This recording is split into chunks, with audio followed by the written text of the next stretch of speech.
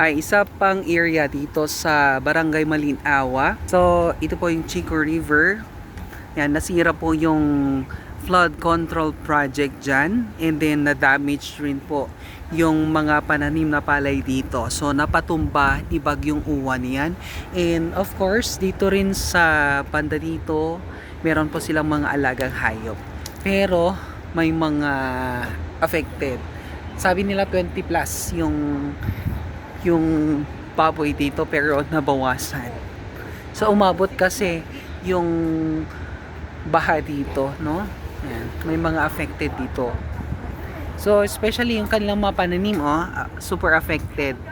Hindi na crops yung problema dito, kundi yung farmland nila. Paano po ba magtanim ulit ng ganyan, 'di ba?